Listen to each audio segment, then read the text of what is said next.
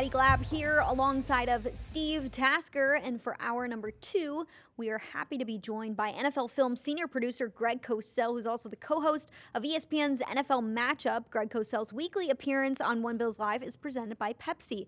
Pepsi is the official soft drink of the Buffalo Bills. Food deserves Pepsi. All right, Greg, how you doing today? I'm doing great, guys. How you guys doing? Doing good. We're Happy good. Thanksgiving. Thanks for coming on with us. Yeah, we were happy to Oh, yeah. have some football yesterday, but before we look ahead to Buffalo's game against the Steelers, we haven't talked to you since the Bills played the Texans. Now, that feels like it was ages ago because it was on Thursday Night Football last week. What did you make of that unfortunate outcome of the game? The Bills lost to the Texans, and Josh Allen was sacked 8 times, the most in his career. Yeah, it was not a good watch if you're a Bills fan, obviously. Yeah. Look, you're dealing in a situation that there's so many it's really a trifecta because to me, the Bills pass game in terms of their concepts, I think they need more. I think they need to expand their pass game concepts. So what you have is if Josh Allen doesn't feel like he can turn it loose right away, and he does have a tendency, obviously, to want to leave the pocket. That's just the way in which he plays. It's not likely to change. There's always going to be some throws that he probably should make that he doesn't. We've seen him many times make special plays when he does that. But when you're dealing with an O-line that really, really struggled, a pass game that just I think is probably not that hard tactically to defend, and a quarterback that will leave the pocket prematurely, it kind of all came together. Although I will say this, and this might sound like a bold, controversial statement, given what he did the week before, I actually thought Josh Allen overall, and I'm just isolating the quarterback play, I actually thought he played just as well or better against the Texans than he did against Buffalo. Than he did against Tampa. Right. Right. This game he almost had no chance on many plays. And I actually thought, this was one of the few games where he truly was running for his life. Yeah, and this team they're playing this week, the Pittsburgh Steelers, and you look back at the season the Bills have gone through, teams that they've looked bad against, Atlanta and then Houston, both of whom have outstanding pass rushes. And this Steelers team is kind of built like they may not be as good as Atlanta or maybe whatever, but the Steelers are built like those teams that the Bills have struggled with. And Deion Dawkins is not going to play. Spencer Brown is not going to play. I mean, this is, you're looking at a recipe for disaster. Well, this is one of those games where I think you clearly have to structure your game plan to help your tackles. Right. Because, especially when it's, pure pass or third and long situations, because you just can't ask. I assume Ryan Vandermark's going to be one tackle, right? Yeah, that's what we're thinking. We can only assume they're being coy with who's starting and who's replacing. They've got Tylen Grable, they've got Alec Anderson, they've got Vandermark. Chase Lunt. And Chase Lunt, the rookie, yeah. So the point is whoever is out there is not going to be able to block with any, particularly if you have to take a little deeper drop. I'm not talking about 1st and 10, guys. I'm talking about those pure pass situations where you can't throw a 4-yard pass, Right. And you actually have to push the ball down the field a little. It would be unrealistic, and I don't think I'm saying anything profound, to expect any one of those guys to block TJ Watt 101 in those kinds of situations. So now you have to deal with that in terms of your offensive game planning. You can do it multiple ways, Steve, and you know this. You can do it with formation. You put a tight end there, and it just sort of slows down TJ Watt. You can chip him. You can have a primary pass protector there as well, which means you're going to have one less eligible receiver, and that changes your pass game. So the point is, whatever you do, and by the way, is Highsmith due to play this week for Pittsburgh? I think he's been out. I think so I don't he know is. if He's He's Mike in. Tomlin just said he's good to go. All right, so now you have a guy on the other side who's not bad either, by the way. Right. And so, you're dealing in a situation that when you get into these long yardage situations, and they happen in every game, we're not going to sit here and say it's never going to be 3rd and 9, because it will be. Now you have to think about protection first. You can't go into this game saying, hey, Josh will take care of it because he can run around. You can't take that approach. You've got to protect. Because I learned very early, Steve, and you know this, I remember having a conversation, many, many years ago with John Gruden, and one of the first things he said to me was, "You don't have a pass game without protection. It's as simple as that." Right. And now, in having said that as well, the thing that the Steelers have struggled with is their coverage. They're Ah, not. They're blowing coverages on a little bit of a regular basis. They look a little bit, yes. they look a bit older, long in the tooth. Now, there's some wisdom and some knowledge back there, but it doesn't seem like they're playing as a cohesive unit all the time. And if you're going to be able to take advantage of this Steeler defense, that may be the spot. It's funny you say that because that was the next point I was going to bring up. Watching the Steelers last week, which was really kind of a microcosm of the season, watching them against the Bears last week, there were so many voids in their zone coverage. It was almost, you knew something was not right. I mean, look, we all know, guys, that there's voids in every zone because otherwise everybody would play the same zone. But their voids were so big, there's something was not right. And it's been like that all season long. So again, you hope they don't get well this week, but you have to be able to attack them when they play zone. Because you're right, Jalen Ramsey is now pretty much a full-time safety, and as good and as smart a player as he is, he hasn't played a lot of full-time safety in his career. It's a different deal. It's not the same as being, playing corner on the outside or playing the star position, that slot position, which he's played for so long. It's a totally different position when you're a post safety. So hopefully that they'll be able to exploit some of those voids and they'll still exist. One of the reasons why Buffalo's offense has been a little bit disjointed as of the last few weeks has been their turnovers. They've had 3 turnovers in the last 3 games. What is going wrong with the fact that they're turning the ball over so frequently, and how can they see some improvement there against the Steelers team, who you don't want to miss out on possessions against them? Well, you're getting into a tough spot because, you're dealing with a quarterback who is really an aggressive player. And, it's funny, last year, it's almost as if they truly reined him in and it kind of worked, obviously. But I think at his core, Josh is really an aggressive player. And I think if he feels even more so that he has to do it by himself, I'm not saying he does or doesn't. I don't know what's in his head, but I think he's the kind of guy that's going to turn it loose and try to make plays if he feels like the game calls for it. I mean, look at the game against Tampa a few weeks ago, where on one of the early possessions, first or second, he tried to make that throw deep in his own end, which was just a bad decision. But those are the kinds of things he tries to do. You know, Sometimes, look, I thought the interceptions this past week, which were 2 of the 3 turnovers, obviously, somehow he didn't see the underneath coverage by Toe when he tipped the ball. Only he could tell you what he saw. I can, but he was sitting right in the passing lane. And believe it or not, I know it looked really bad and it looked like they had a chance to win the game. And Steve, I'd love your point of view on this.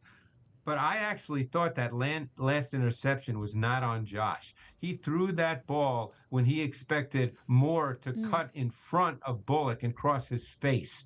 And after he released the ball is when Moore broke upfield. So and here we're looking at it right now. So it looks really bad, Steve, as a lot of interceptions do.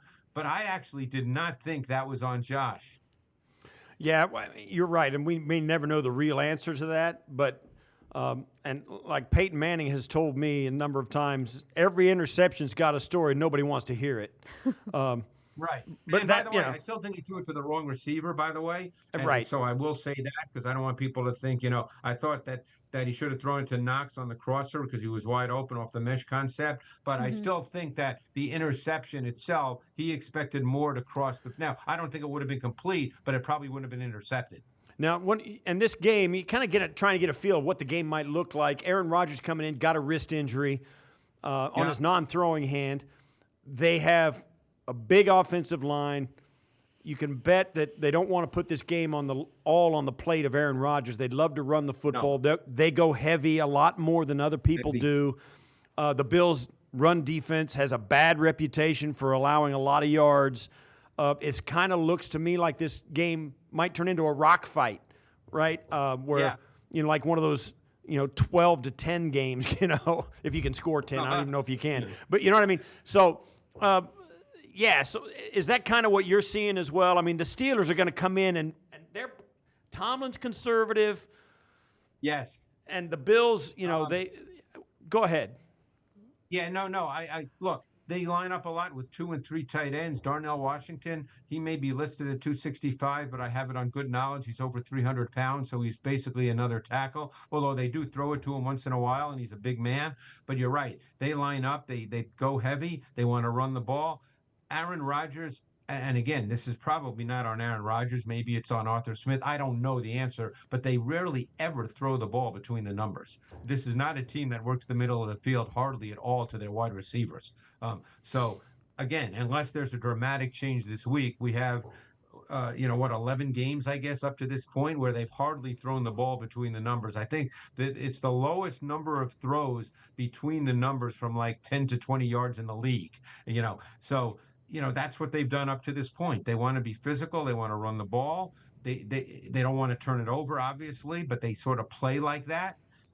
So you really have to make sure that you stop their run game and put them in long yardage situations. How has DK Metcalf meshed into this offense, and how's he working with Aaron Rodgers? I don't really see it right now, Steve. I don't think they're comfortable together. It's a hard question to answer. We don't know. We're not there, so we don't know, how they interact and all that. But in terms of what I see on the field, he's not really the big factor in terms of volume targets that I think they hoped when they got him. I mean, can he take a short pass and take it to the house like he did a number of weeks ago for, a 75 or 80-yard touchdown? Can he run by a corner because he's big and fast? Sure, and that can happen in any game. It just hasn't happened very much at all this season. You spoke about Aaron Rodgers and that left wrist injury that he's dealing with, Yep. and how the Steelers might want to run the football because of that. Well, Rodgers has the second fastest time to throw in the league, so he gets the ball out really quick, and you would expect with an injury might try and get it out even quicker. As a defensive Yes. line, how do you effectively pressure a quarterback when you're going up against somebody like that? Well, then it's hard, obviously, to get pressure, Maddie. So what you have to do, this is a classic case of where you got to get your hands up, that kind of thing, try to knock down balls. But now I think it's also incumbent upon the coverage.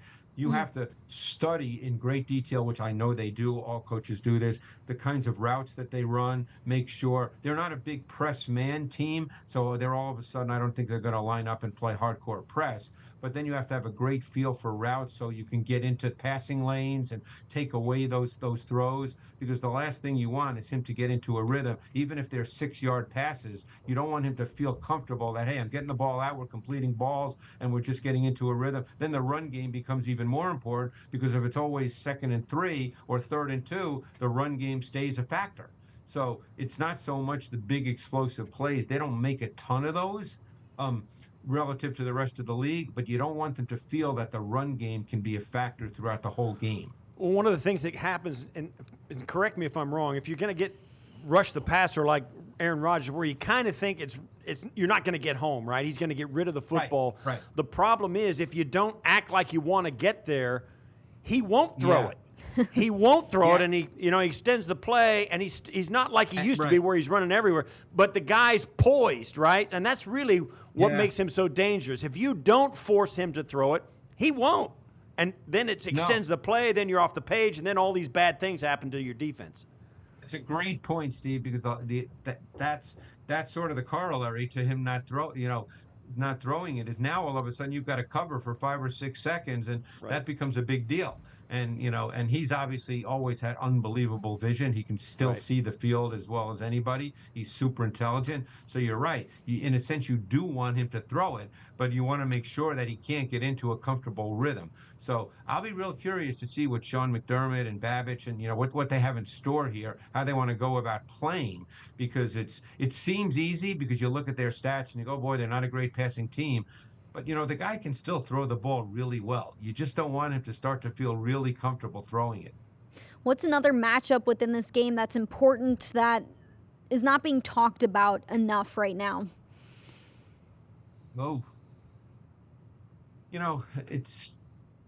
to me, it's really it's their defense and their front versus the Bills' offense, because their front it happens to be very good. Right. That's, we spoke about the edge players, but they're really good inside. Keanu Benton's a really good player.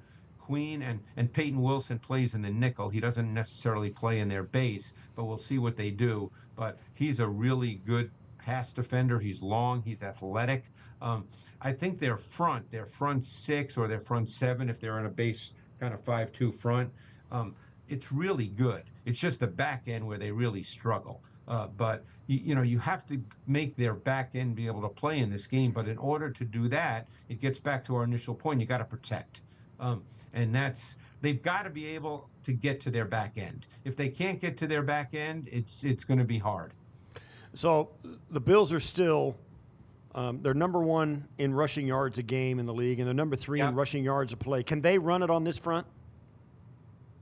I think they're going to try. They always do. The question is, can they have sustainability? Look, I know that Cook had the 45-yarder. I guess that ended the first or second series, against Houston. You can't count on those plays, though, as you guys know. You can't say, well, Cook's going to break, a 45, 50-yarder won't be in great shape. So the question becomes sustainability. Can they run enough so that they stay ahead of the sticks? That's really the number one thing, because then you stay out of having Josh Allen to have deeper drops, the pressure becoming a factor. Can they run enough where, and of course it doesn't happen every play, but can you run enough where there's sustainability and, it's 2nd and 4 as opposed to 2nd and 8 or 9, where it's 3rd and 2 as opposed to 3rd and 8. To me, that becomes the big factor, and how they choose to do it. Are they going to try to do it out of 11 personnel? Are they going to try to do it out of big people and play Gilliam a lot and Hawes a lot? How are they? Because I guess Kincaid, as we speak today, is questionable, right? We don't know if he's going to go. Questionable. We do not know. Questionable. Well, let's assume he's not going to go. I mean, if he does, that's wonderful. But if he doesn't, the question is, are they going to play with Gilliam? Are they going to play with 2 tight ends? Are they going to try to spread them out? These are all things we don't know the answer to. But I'm very curious to see how they choose to run it, because this is not a defense, particularly with their tackles, where they can ask Josh by choice, as good as he can be, to drop back 40 times by choice. Right. This team is 7-4. The Buffalo Bills sitting at 7 right now in the conference standings. Now the next 3 weeks, including this week, Steelers, then Bengals, then Patriots. What do you need to see out of this group that you haven't seen consistently enough this season? I know it's a tough go. Even playing the Browns have a really good defense too, and then Philly. But the defense, the defense to me is built on fundamental execution, and they're really good at changing the picture post-snap. They're one of the best teams. Sean McDermott's always been good at that. But it's really a defense built on execution, because they don't really have that dominant impact player at any level. I mean, I love the way Cole Bishop has developed, but, we certainly aren't going to put him at the level of the best safeties in the league at this point. I loved him coming out of college. I think he can get there at some point, but I'm not sure we want to say that right now in his first full season as a starter. But I love the way he plays. I think he's smart, savvy. He's more athletic than people think. But they don't really have an impact player at any level. They've got solid players, but it's really about the fundamental execution of what they do. And that has to happen in this game, particularly with their run defense. All right, thank you, Greg. Appreciate your time. Appreciate you helping us break down this matchup against the Steelers on Sunday afternoon. Steve, you're not saying they're going to score 30 right now? I'm not going to say that this time. I said that last week, and I barely missed. So, 19 instead of 30. I am an absolute reverse barometer for everything against. So, having said that, they'll probably hang 50 on these guys, because I think it's an uphill battle. It'll be one of those games. Yeah. All right, guys. Thanks, Greg. Hope you have a great holiday weekend. Thank you. You bet. You as well. All right, that was NFL Film senior producer Greg Cosell, also the co-host of the ESPN's NFL Matchup. Bills Mafia, it's tailgating season, and there's nothing better than an ice-cold Pepsi Zero Sugar to pair with your tailgating food rituals. As the great Josh Allen once said, Bills fans deserve Pepsi. Bills Mafia has brought it this season, and so has Pepsi. Bills tailgates deserve Pepsi. Go Bills.